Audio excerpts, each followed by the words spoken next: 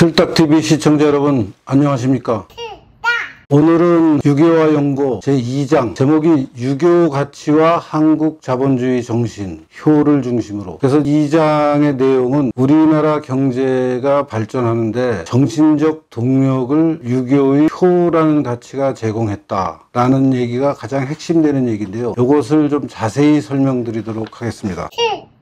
이런 어떤 자본주의, 경제발전의 동력이 정신적인 가치에서 나왔다 하는 얘기에 가장 고전적인 주장을 한 분, 고전적인 분석을 한 분은 막스 베버라는 독일의 유명한 사회학자인데요. 이제 개신교 윤리가 지향하는 가치가 서구 근대 자본주의의 동력이 됐다 라는 설명을 했죠. 이분의 설명을 나중에 또 자세히 말씀드리겠지만 가장 핵심적으로 얘기하면은, 그러니까 처음부터 기독교 윤리가, 개신교 윤리가 경제 발전을 위한 가치를 제공한 것이 아니고 애초의 목적은 종교적인 이유로 사람들이 하느님을 믿으면서 하느님의 구원을 받기 위한 노력을 하는데, 구원을 받기 위한 노력을 평가받는 방식이 기독교 안에서 이제 바뀌게 되죠. 옛날에 캐톨릭이 지배하던 중세사회에서는 가톨릭의 신부님들이 이제 그런 평가를 했었는데, 그 신부님들이 중간에 너무 많은 부작용을 만들어서 예컨대 돈을 받고 당신은 천당에 가는 사람이다, 아니다 라는 구분을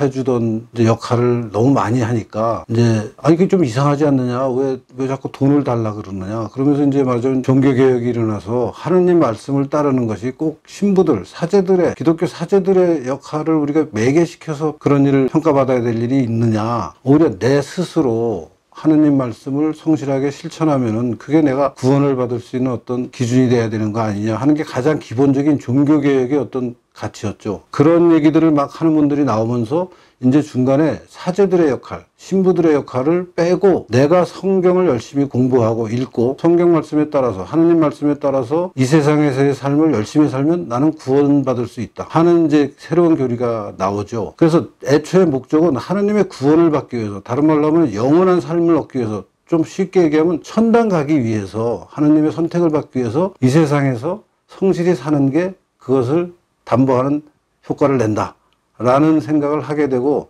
그 결과 종교적인 목표로는 부자가 되려고 열심히 일한 게 아니고 하느님의 구원을 받기 위해서, 근데 그 구원을 평가하는 방법이 이 세상에서 하느님 말씀을 얼마나 열심히 따랐느냐 하는 기준이니까, 이 세상에서 열심히 살면서 자기의 할 일을 다하고 하느님의 소명을 이 세상에서 구현하는 것을 가치로 삼으니까 결과적으로 이 세상에서 열심히 일하게 되는, 근검절약하는 노동윤리를 갖게 됐다는 굉장히 유명한 분석이죠, 막스 베버의. 이제 이런 식의 유럽에서의 발전을 해석을 해보니까, 그러면은 기독교 없는 나라에서는 경제 발전 못하는 거네, 하느님을 안 믿는 나라에서는 그럼 하느님 뜻을 따를 뜻이 없는 거 아니야, 하느님이 없으니까. 이제 이렇게 해서 유럽이 경제 발전을 막 시작하다 17세기 18세기에 보니까 중국도 중국 말고 인도도 굉장한 문명을 가진 배경이었는데, 그 나라들은 근대 사회로 넘어오는 과정을 못 거치고, 인도나 중국에서는 자본주의라는 새로운 시스템, 영국의 우리가 산업혁명에서 보는 그 엄청난 생산력, 막 공장에서 물건을 찍어내는, 과거에는 그런 게 없었거든요. 근데 그게 유일하게 유럽에서만 벌어지고, 유럽에 이제 영국을 필두로 해서 불란서 독일이 따라갔잖아요. 이런 따라가는 게 중국이나 인도같이 큰 문명을 배경으로 갖고 있는데 그런 데서는 안 나타나니까 이제 어떤 얘기가 나냐면, 유교라는 종교는 하느님이 없어서, 맞으면 사람들의 삶을 평가할 수 있는 절대자가 없어서 그런 정신적 동력이 없다, 그러니까 경제 발전을 못한다, 경제 발전은 서구 유럽에서만 가능하다, 이런 식의 해석이 이제 한참 나왔었죠. 그래서 저는 그런 해석이 현실에서는 안 맞거든요. 물론 미국까지 이제 그런 어떤 기독교적인 가치가 지배하는 사회라서 미국의 발전까지는 설명이 됐지만, 일본이 따라가고 우리나라가 따라가고 중국이 따라가고 하는데, 우리나라는 또 약간 그 국가들 사이에서 보면 특이하죠. 왜냐하면 기독교 신자가 비교적 많습니다. 우리나라는 대략 잡아서 전체 인구의 3분의 1에서 4분의 1 정도의 비중을 이제 기독교 신자가 차지하고 있는데, 이상하게 일본이나 중국은 기독교 신자가 인구의 1%도 안 될 겁니다, 아마. 그럼 그런 나라들은 도대체 어떻게 발전했느냐는 질문에 막스 베버식으로 들어가면 답이 안 나오는 거죠. 그래서 그런 이제 질문을 하고, 그러면 정신적인 동력을 어디서 찾을 수 있느냐 하는 이제 얘기를 제가 이 책에 설명할 때마다 그 얘기를 했었는데, 오늘 이제 그 내용을 아주 깊이 들어가겠습니다. 저는 이런 긴장이,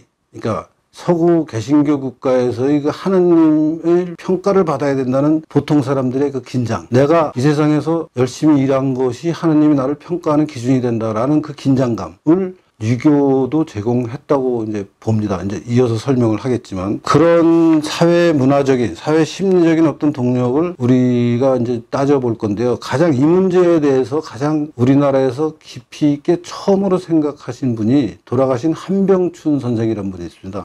박정희 정부, 전두환 정부에서 상당히 고위직에서 일을 하셨고, 그 전에는 연세대학교 법대에서 우리 전통문화와 전통법 이런 문제를 굉장히 깊이 있게 연구하신 분인데, 이분이 굉장히 재미있는 얘기를 해서 제가 꼭 소개를 해드리고 싶습니다. 이분이 던지는 질문이 이겁니다. 절대자가 없는, 즉 하느님, 신이 없는 한국의 종교에서, 그리고 문화적인 전통에서 절대자의 존재를 전제로 한 서구의 자유와 평등, 자본주의, 민주주의의 발전, 이런 것을 어떻게 도입할 수 있느냐 하고, 이분이 얘기하신 게, 인간의 제1차적 의무가 서양의 경우에서는 신에 대한 복종과 충성인데, 그것과 달리 한민족에 있어서는, 우리나라에서는 다른 인간들, 즉 가까운 혈족, 친지, 친우, 동양인에 대한 정의였다. 그래서 유대 기독교의 개인주의적, 하나하나의 사람과 절대자와 만나서 각각의 개인들 간에 서로 평등한 삶을 살게 되는 이런 사회와, 유교 중심의, 절대자가 없이 삼강오륜을 얘기하는 유교 중심의 인륜 중심의 세계관이 정말 세계관 자체가 다르다 하는 얘기를 하셨고, 그래서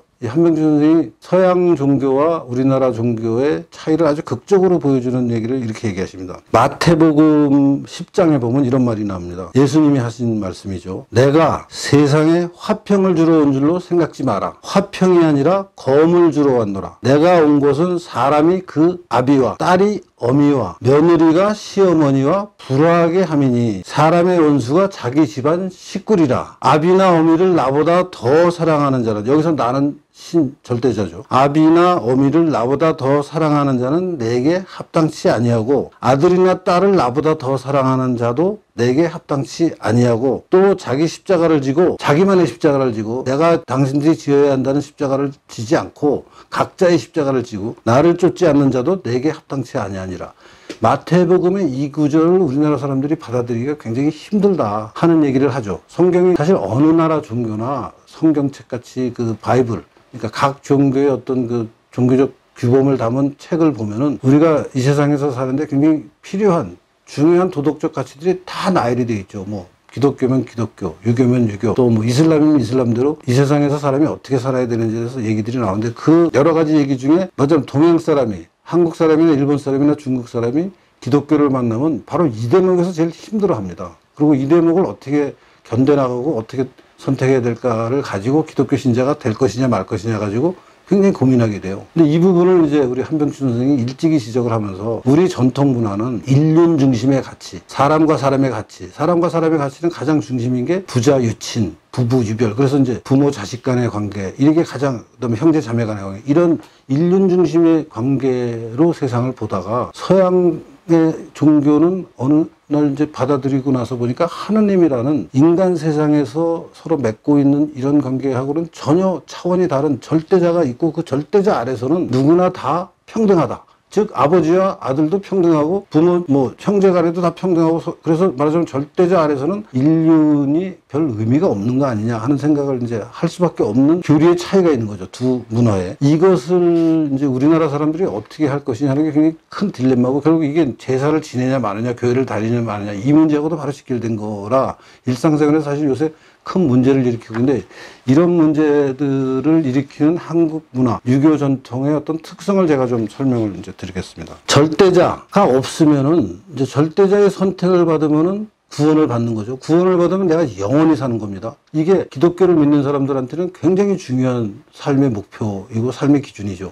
절대자가 그럼 없으면은 영원히 살 수 없느냐 하는 질문을 던질 수 있어요. 제가 던지는 질문입니다. 한병춘 선생님이 던지는 질문이고, 그러면은 만약에 나를 이어줄 어떤 대신 사는 삶이 있어서, 내가 우리 인륜 기준으로 보면 자식이 나를 기억해주고, 그 자식의 자식이 나를 기억해주고, 자식의 자식의 자식이 나를 기억해주면 내가 영원히 사는 거죠. 그래서 전통적인 문화에서, 유교적인 문화에서는 자식이 중요한 겁니다. 또 부모가, 자식이 중요하면 그만큼 동일한 의미로 자식에게는 부모가 중요한 거죠. 내가 부모를 기억하고, 내가 나의 부모의 부모를 기억하고, 부모의 부모를 기억하면 우리 집안은 영원히 사는 거예요. 그거가 끊어지면 우리 집안은 영원히 못 사는 거예요. 그러니까 절대자가 없는 세상에서 영원히 사는 방법이 정말 없느냐. 유교식으로 영원히 사는 방법이 있는 거죠. 이 유교적인 전통에서 이제 자식, 부모, 그 다음에 나를 둘러싼 인간관계, 내가 알고 친하게 지내는 나의 지인들이 내가 죽었는데도 나를 기억해 주면은 나는 그 사람들의 기억 속에서 영원히 사는 거죠. 그래서 이제 뭐 죽은 사람의 그 돌아가신 날을 기념해서 우리가 제사를 지내는 게 다 그런 의미죠. 그분을 잊지 않기 위해서 주기적으로 매년 모여서 그분을 아는 사람들이 모여서 제사를 지내는 게 그 사람을 우리가 잊지 않는다라는 것을 보여주는 방식인데, 그것을 우리가 그냥 아주 형식 논리적으로만 뭐 제사상에 뭐 무엇을 놓느냐 하는 것을 가지고 뭐 서로 다투고 하는 그런 차원에서 제사를 볼 게 아니라, 제사를 지금 제가 보는 방식으로 보면은 이것도 한국식 유교식 전통적인 방법으로 영원히 사는 방법일 수 있구나 하는 생각을 할 수 있죠. 제사를 지내는 게 중요한 것만큼 그 제사를 지내는 후손을 교육하는 거가 하나의 쌍으로 중요한 거죠. 그러니까 나를 기준으로 보면 내가 나의 부모를 기억해줘야 우리 부모가 영원히 사는 거예요. 내가 나의 할아버지를 기억해야 우리 집안이 영원히 사는 거예요. 그럼 내가 그런 기억을 계속 하려면은 나를 키운 부모가 나한테 그런 가치를 계속 집어넣어야 됩니다.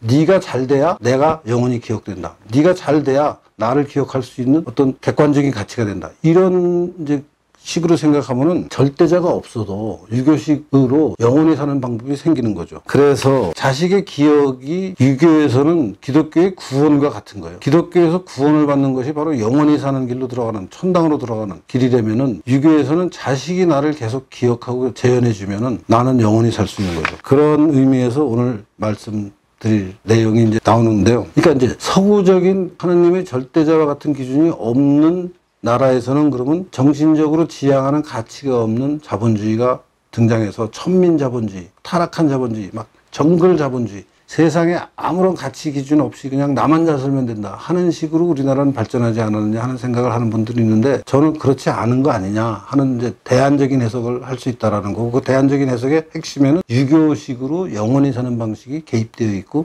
그 유교식으로 영원히 사는 거는 우리 부모가, 우리 조상이 나를 봤을 때 조상을 더럽히지 않고 이 세상에서 평가가 좋게 내 자식으로서 살면은 우리 집안이 영원히 사는 거다. 거꾸로 내가 부모님을 잘 모시면은 저 집에서는 자식이 부모를 참 잘 모시는구나. 또 할아버지를 잘 모시는구나.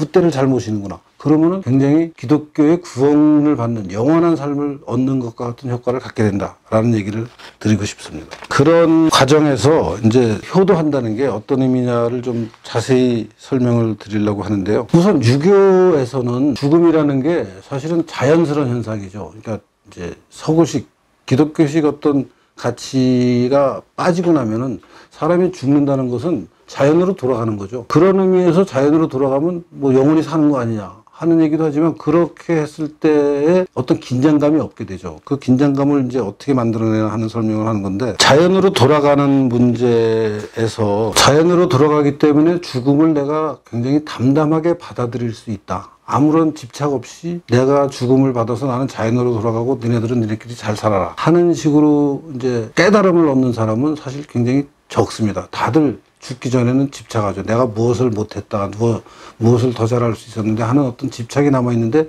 그런 분들이 자연으로 돌아가기 때문에 나는 아무런 갈등 없이 그냥 이 죽음을 맞이하겠다 라고 하는 것은 너무 지나친 어떤 특정한 인간 삶에 대해서 수준이 높은 걸 요구하는 거죠. 보통 사람들한테는 저를 포함해서 다 집착이 남아 있습니다. 이 세상에서 내가 왜 이렇게 제대로 못 살았나, 죽기 전에 돌이켜보면. 물론 바로 임종 직전을 얘기하는 게 아니고, 이제 나이가 들어서 노인이 되면은 내가 젊었을 때 이런 것을 잘못했구나, 저런 것을 잘못했구나, 뭐 이런 회한이 있죠. 그것을 이제 어떻게 해결할 수 있느냐, 그래서 내가 영원히 살 수 있느냐, 이 문제인데, 아까도 말씀드렸다시피 자식이 부모를 잘 기억하면은 그 집안은 이제 영원히 사는 건데, 그런 것을 다른 사람으로부터 참 잘하는구나 라는 평가를 받는데, 중요한 계기는 이제 자식이 부모를 기억하고 재현하는 거죠. 그 기억하고 재현하는 것에 가장 중요한 게 관혼상제를 잘 하는 거죠. 그러니까 관이라는 거는 어른이 되는 거죠. 이제 혼이라는 거는 어른이 돼서 이제 자기의 후손을, 자기를 대신 살 사람을 생산하는 생물학적 주체가 되는 거죠. 이제 그래서 결혼을 하고 관혼상, 죽으면은 죽은 날 다들 모여서 그 사람을 기억하면서 의식을 치르는 거죠. 그 다음에 제라는 게, 관혼상제의 제라는 게 이제 돌아가신 날마다 주기적으로 돌아가신 분을 기억하는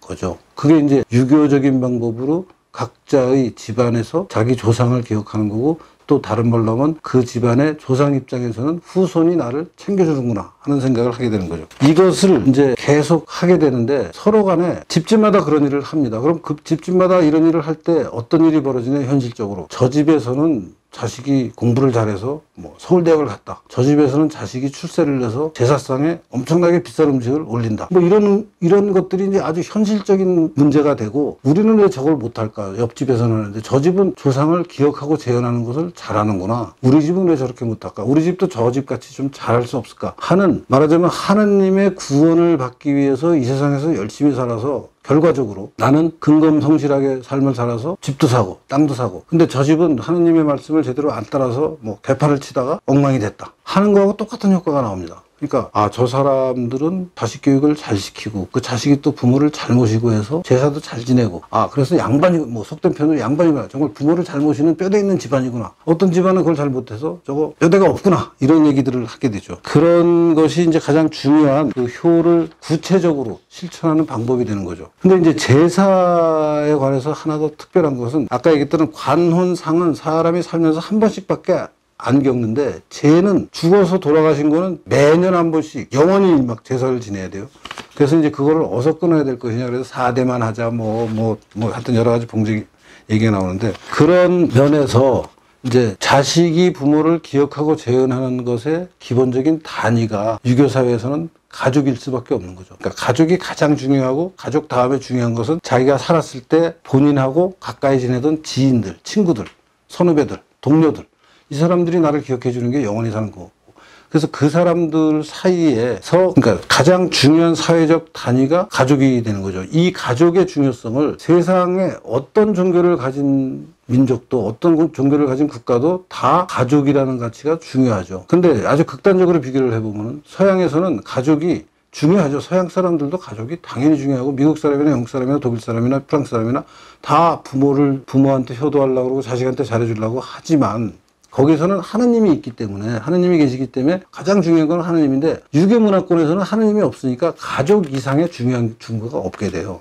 그러니까 가족이야말로 기독교의 교회와 같은 역할을 하는 거죠. 기독교는 교회를 통해서 하느님의 말씀을 듣는다면, 유교에서는 가족을 통해서 영원한 삶을 살게 되는 그 준거가 되는 거죠. 그래서 가족이 중요하다 말씀을 드리고요. 그런 이제 유교 전통이 구체적으로 드러나는 계기가 있었던 게, 이제 유교식 조상 모시기가 아주 의례화되어 있던 조선 초기나 조선 중기, 그러니까 막 주제 가래가 들어와서 뭐 어떻게 해야 된다라는 것을 조선 시대에서는 어떤 패턴이 있었는데, 조선 후기가 되면서 사회가 막 혼란스럽고 신분제가 막 동요하고 그러면서, 이런 그 혼란한 사회에서는 어떻게 우리 집안이 다른 집안보다 더 부모를 잘 모시느냐 하는 그 평가에서 좀 더 나은 평가를 받기 위한 방법이, 아시다시피 장자상속, 그러니까 한 사람한테, 자식 중에 장자한테 내가 가진 모든 자원을 몰아주는 방법으로, 조선 후기의 혼란한 사회에서 우리 집안이 영원한 삶을 이어가기 위해서는 어떻게 해야 되느냐, 자식 중에 똘똘한 사람한테 몰아주자. 이제 대부분 맏아들이죠. 뭐 그런 것들. 그 다음에 뭐 동족촌을 형성하는 것도 다 그런 거죠. 같은 집안 사람들끼리 모여서 우리 집안 전체의 삶을 고양해보자. 다른 집안하고 비교해서 우리 집안이 더 그런 것을 잘한다는 것을 보여주는 마을을 만들자. 이게 동족촌이잖아요. 그 다음에 뭐 족보를 만든다, 문집을 만든다, 뭐 사후를 건립한다, 제사 지내는 사당, 이런 것들을 막 조선 후기에 경쟁적으로 만든 게 바로 유교적인 영원한 삶을 살기 위한 경쟁의 산물이었다. 그런 설명을 드릴 수 있고요. 이제 자식 입장에서 부모를 잘 기억하기 위해서는 기억하는 부분과 재현하는 부분이 굉장히 서로 맞물려서, 기억하고 재현하고, 재현하고 기억하고, 서로, 기억은 우리 부모님이 어떻게 살았나를 내가 기억하는 거고, 그 부모님이 산 삶에 비추어서 내가 부모님의 뜻을 잘 받들어서 삶을 잘 살면 재현을 잘하는 거죠. 어느 집이나, 물론 객관적으로 보면은 뭐 출세한 집, 출세 못한 집이 있지만, 각각의 자식 입장에서는 내 부모만큼 애틋하게 나를 생각해 주는 사람이 없잖아요. 누구에게나 그렇잖아요. 그러면 누구에게나 우리 부모가 나를 대했듯이 나도 내 자식을 키워야지. 그 자식이 또 자식을 키우고 하면은 이제 우리 집안에서는 영원한 삶을 이어갈 수 있는 거고, 다른 사람이 봤을 때, 각각의 집안에서 그런 일을 할 때 다른 사람이 봤을 때 저 집안에서는 그런 일을 못한다, 자식이 뭐 막말로 개판이다, 그러면은 이제 저 집은 뭐 영원한 삶을 못 이어가겠구나 하는 식으로, 마치 기독교 신자가 하느님의 구원을 얻기 위해서 자기들끼리 경쟁하듯이 이제 그런 경쟁의 맥락이 들어오게 되죠. 그것이 경제발전이라는 새로운 어떤, 우리 사회가 막 조선 후기를 거쳐서 식민지 시기를 거쳐서 이제 건국이 되고 막 경제발전을 하는 그런 과정으로 들어가면은 너도 나도 우리 집안 전체의 발전을 위해서 세 가지 차원의 이제 경쟁을 하게 됩니다. 하나는 발전적 계승. 그러니까 내가 우때보다 더 발전했느냐 하는 기준. 계량화하기는 어렵지만 이제 비율을 쉽게 하기 위해서 부모가 70점 정도의 성취를 이루었다면 나는 70점 이상, 71점부터 80점, 90점, 100점까지 가는 노력을 해서 우때보다는 아랫때가 더 잘 됐다 라고 하는 발전적인 어떤 압력이 있죠. 발전적으로 가족을 계승해야 된다. 두 번째는 계승적. 계승적이란 말은 이제 아까 얘기한 발전적은 우때를 기준으로 아랫때가 어떻게 된다는 거, 계승적인 건 내가 부모를 계속 이어가야 된다는 생각을 하는 거고, 집합적 압력이 있습니다. 집합적 압력이라 하면 같은 부모를 모신 형제들 간에 이런 압력을 공유해야 된다. 왜냐하면 내가 자식을 셋을 갖고 있는데 그 셋 중에 하나가 기억과 재현을 제대로 못해. 그러면 그 자식이 나를 기억하고 재현하는데 부담이 돼서 저 형제가 우리 집안 전체의 기억과 재현이라는 지상 목표를 좀 걸림돌이 되는구나 했을 때, 상대적으로 유리한 우월한 위치에 있는 다른 형제들을 도와서 저 형제도 우리 부모를 기억하고 재현하는데 걸림돌이 되지 않게 도와주자 하는 압력이 생기게 되죠. 그런 압력이 이제 집합적으로, 그러니까 형제 간에 부모를 모시는 일이 공동의 책임으로 이제 이루어지게 되는 그런 압력들이 있는 거죠. 이런 식의 압력이, 저는 우리가 뭐 지금은 잘 모르시지만 60년대, 70년대에 이제 진짜 어려울 때 막 그 의류 산업의 그 구로공단이나 청계천 같은데 이제 여공들이 일을 많이 했잖아요. 그 여공들이 엄청 고강도 노동을 했죠. 힘들게. 근데 그 여공들이 그렇게 힘들게 일하면서도 그 돈을 받아서 자기한테 안 쓰고 자기 오빠, 자기 남동생 학비 내고, 또 자기 부모, 시골에 계신 부모한테 뭐 약값을 보내드리거나 용돈을 보내드리거나 했던 일들이 사실은 다른 나라의 경우에서는 그런 일이 잘 관찰되지 않습니다. 특히 개인주의적 문화가 발달한 데서는 우리 여공들이 스스로 원해서 그런 일을 했었거든요. 그런 식의 어떤 헌신이라 그럴까, 그런 게 없는데, 우리는 정말 그런 면에서 보면은 어떤 자식들이 여럿 있을 때 그 중에 남동생, 오빠, 큰오빠, 이 사람이 대학을 졸업해서 우리 집안을 일으키도록, 집안 전체가 이 사람을 통해서 일어나도록 나머지 형제들이 엄청나게 도왔잖아요. 그런 식의 어떤 집안의 자원을 효율적으로 써서 이 사람이 출세하고 나면은 우리 집안 전체를 잘 건사할 거다 하는 기대가 굉장히 있었고, 그런 것들이 경제성장 과정에서 큰 동력으로 작용했던 게 사실인데, 그런 어떤 가치관이라는 게 우리나라랑 서양이랑 비교하면 굉장히 우리가 강하죠. 이제 그런 상황이 이어지는 것이 앞으로도 계속될 것이냐 하는 문제가, 이제 이 영상을 보시는 분들이 각자 생각하기에 한국 사회는 이제 더 이상 지금 유석춘 교수가 얘기하는 50년대 그 전쟁 직후부터 60년대, 70년대 좀 길게 잡으면 80년대까지는 당신이 얘기하는 그런 현상이 있었던 게 맞다. 그렇지만 지금 2020년 오늘날에는 이제 더 이상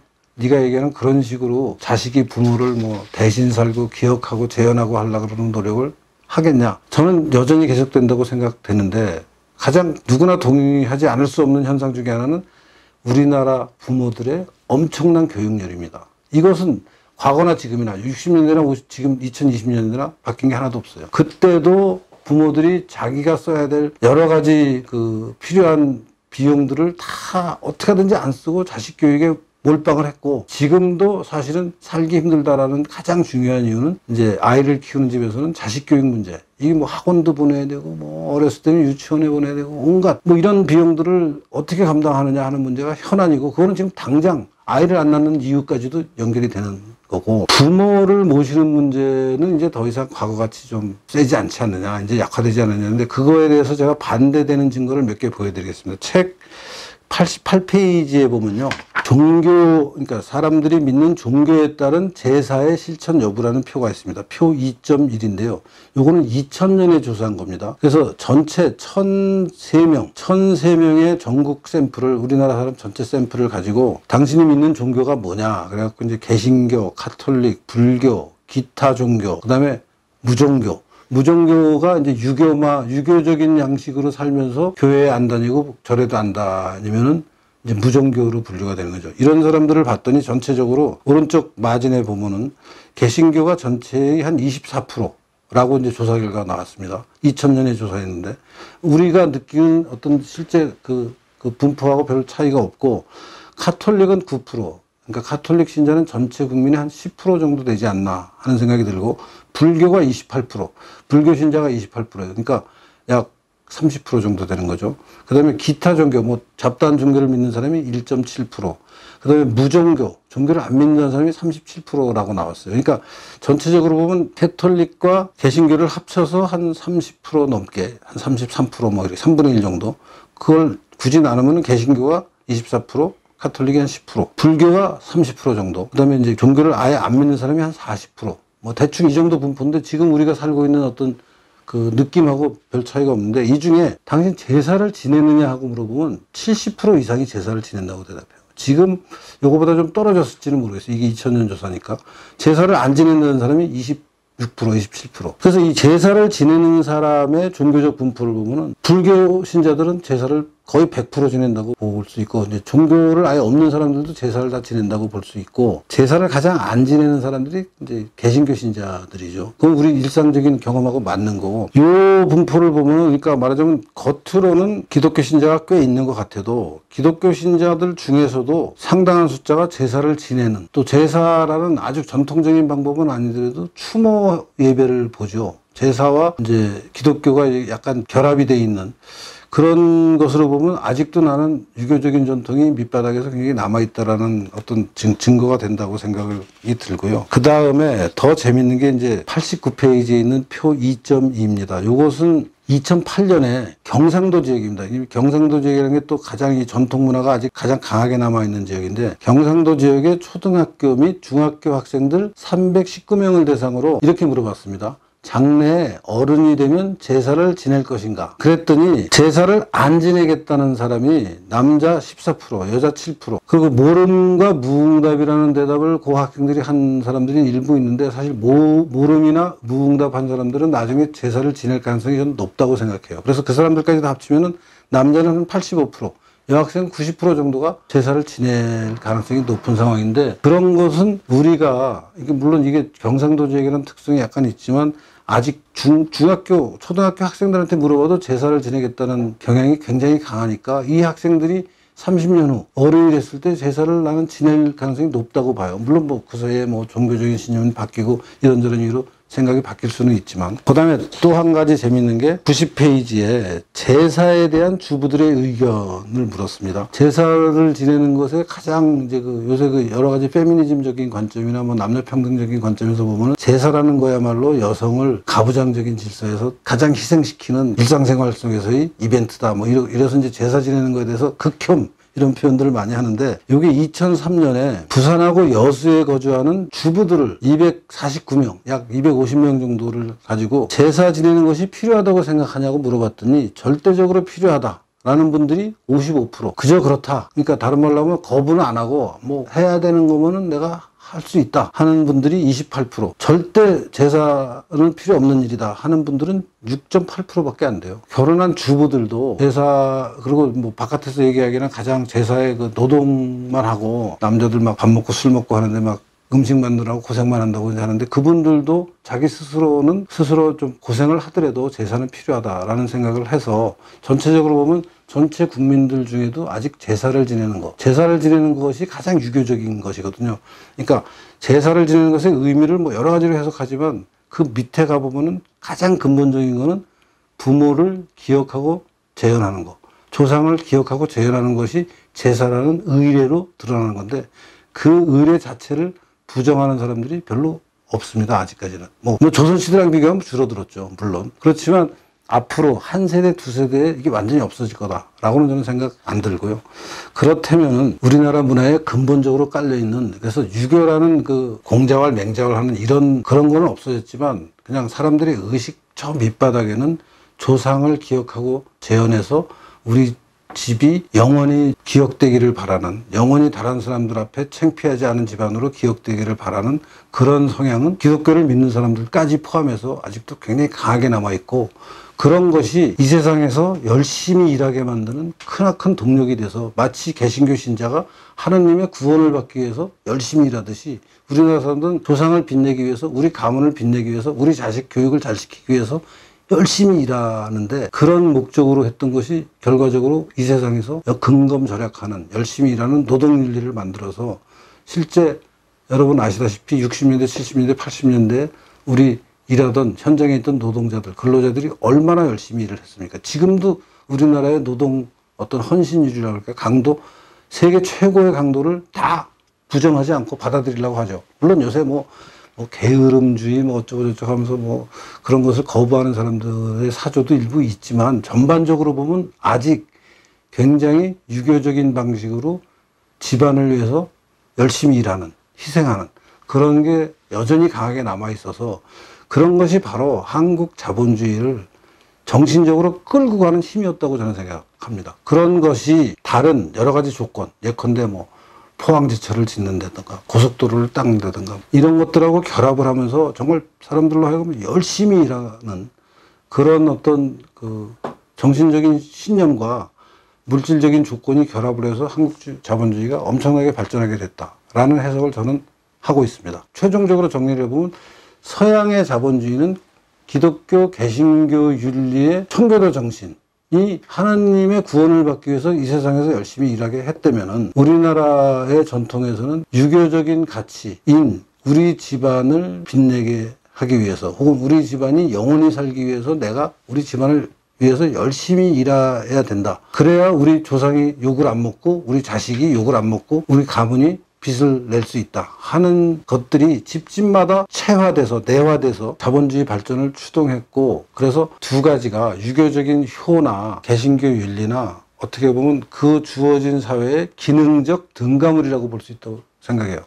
펑셔널 이퀴벌런트죠. 개신교 사회에서는 청교도의 그런 것들이 자본주의를 발전시키는 정신적 동력으로 작용했고, 유교 사회에서는 지금 유교식 어떤 경쟁, 유교식 자기 집안 빛내기, 유교식으로 집안을 영원히 살게 하기 위해서 사람들을 하여금 열심히 일하게 만들었고, 앞으로도 열심히 일하게 푸시를 할 거고, 그런 것이 우리나라 자본주의를 발전시키는 도덕적, 윤리적, 철학적, 종교적 힘이 아닌가 하는 생각을 저는 합니다. 오늘 좀 긴 설명 드렸는데요. 설명을 듣고 그거 말 된다 하는 생각이 드시면은 제가 성공하는 거고, 그 말 들어보니까 그럴듯하기도 한데, 에이 이제는 더 이상 그런 게 작용 안 한다 하는 생각을 하실 분들도 없지 않아 있을 겁니다. 아무튼 논쟁거리일 거라고 생각하고요. 오늘 영상이 마음에 드시면 구독, 좋아요 부탁드립니다. 필박!